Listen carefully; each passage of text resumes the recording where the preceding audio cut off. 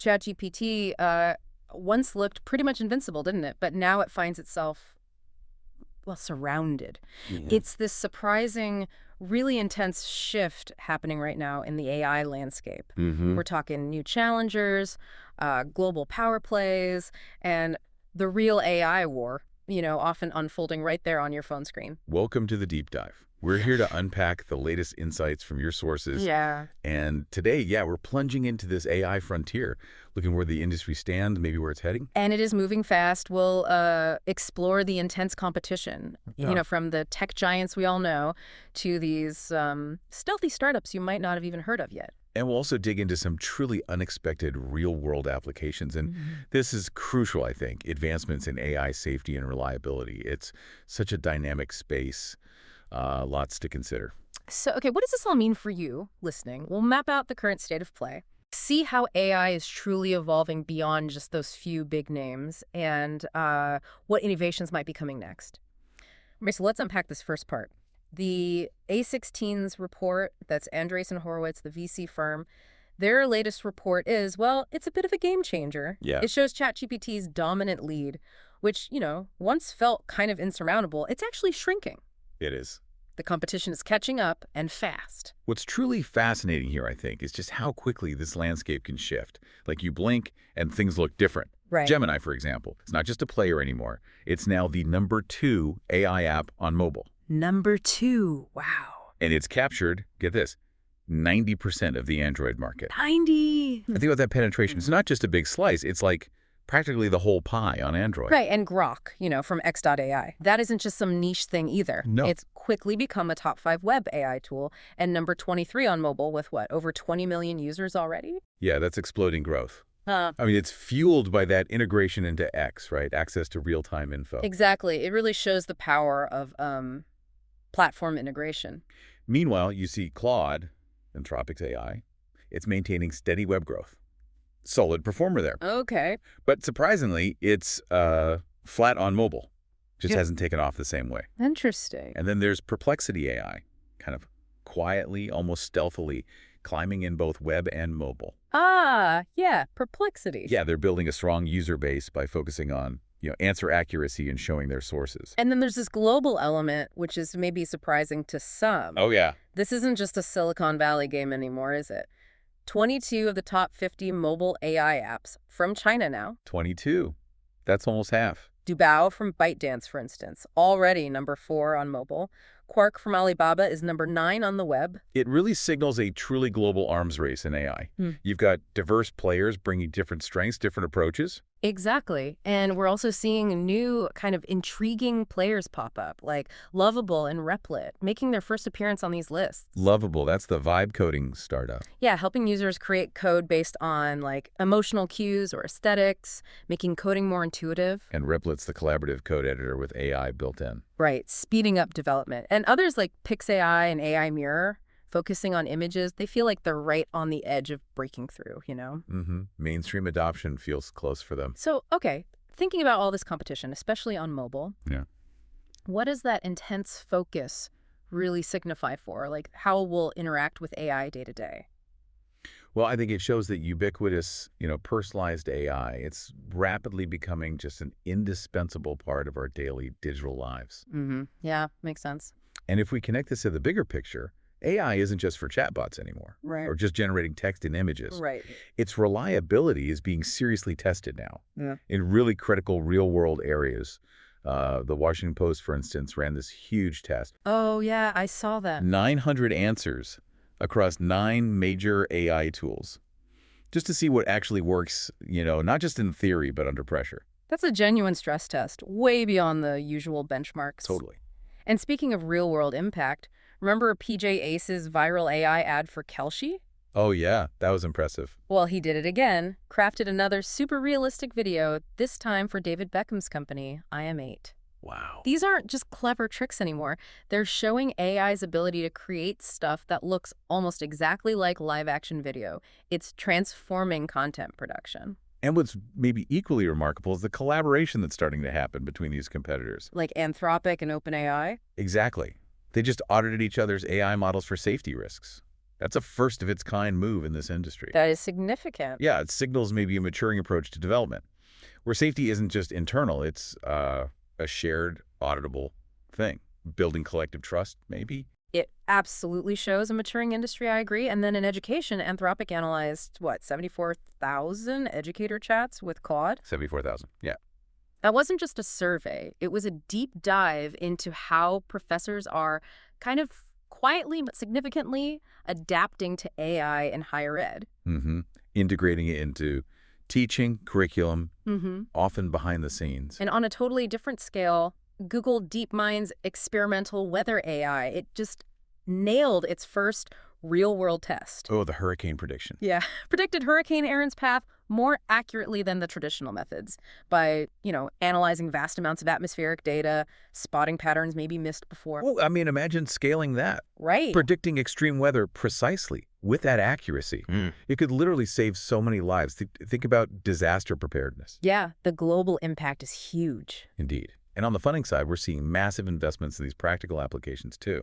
FieldAI just raised $405 million. Wow, $405 million. What's their goal? Get this. Build one universal robot brain. One brain that works across all robot types. Ambitious. Very. They're physics-based AI. It understands real-world forces, movement. It's already reducing risk in energy, delivery, construction. Okay, so when we look across all these different uses, weather, robotics, safety audits, what's the common thread here about AI's readiness for, real impact? I'd say AI is really proving its diverse utility now, and it's increasing reliability across a whole bunch of critical sectors. Here's where it gets really interesting, I think, for people wanting to actually use AI themselves. Can GPT-5, one of the newer models, actually create profitable trading strategies? The million-dollar question. Yeah. Or maybe billion-dollar. Right. A review on TradingView put it through a pretty brutal test, real market data. So we're asking, where does it shine and where does it completely fall flat in finance? Well, this brings up such an important question. How do you even tell an AI what you want it to do, especially when money is involved? Yeah, the prompt matters. Exactly. That's prompt engineering. It's the art, maybe the science, of crafting really precise, clear instructions, like writing a super detailed recipe for a chef, Good analogy. It's becoming absolutely key to making money with AI, to consistently getting something valuable out of it. I have to admit, I still wrestle with prompt drift myself sometimes. Getting exactly what I need consistently. It's a learning curve for everyone, I think, even us. Oh, for sure. But for those looking to start, there's actually a 7-day AI business launch plan out there now. A full roadmap. Yeah, complete step-by-step. From just an idea to a launch company. Covers market research, deployment, the whole thing. We're also seeing these highly specialized AI tools emerge, redefining what's possible for creators. For example, Gemini 2.5 Flash Image. The image generator. Yeah, it creates images with incredible detail, down to like what they called a nano banana. A nano banana. Right. Okay. This is a soda image model, state-of-the-art. The absolute cutting edge. Allows for hyper-detailed product stuff or, microscopic scientific images. Then there's Codex, which is pretty amazing too.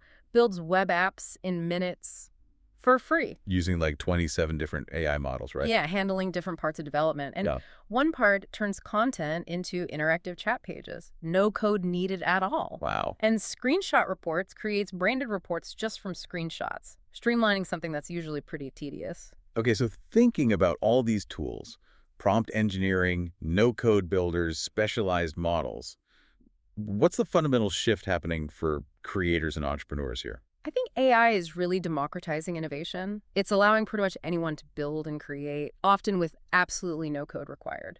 So, okay, how do we make AI feel more human, more relatable when we interact with it? There's this viral system prompt for ChatGPT going around. Oh, yeah. What does it do? It basically teaches the AI to speak more like a real person, injects conversational nuances, idioms, even a bit of personality, makes it feel less robotic. Huh. Interesting. Yeah. Like giving it conversational coaching. Exactly. And on the video side, things are moving fast too.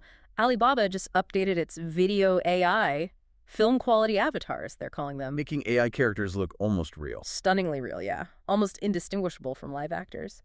And Google Workspace now has a free AI video tool called Google Vids.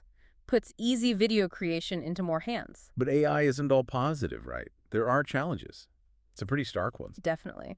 Stanford University recently found AI actually killed 13% of jobs for 22 to 25-year-olds, specifically in coding and support roles. 13%, that's significant. It's a stark reminder of the disruptive power, affecting real people, highlighting that need for workforce adaptation. And sadly, we've seen a darker side already. Yeah. A hacker recently used Claude Anthropic's AI to run a full-scale cybercrime operation. Seriously, God. Yeah, hit 17 different organizations. It just clearly shows the critical need for robust security, ethical safeguards, preventing these powerful tools from being weaponized. Which really raises the question, how do we properly test these incredibly powerful AI agents? Test them in a way that reflects real-world performance. Well, AI2, the Allen Institute for AI, they just dropped AstaBench. AstaBench. Okay, what is it? It's a new benchmark suite, Mm-hmm. but a really rigorous one. It's built specifically to test scientific AI agents.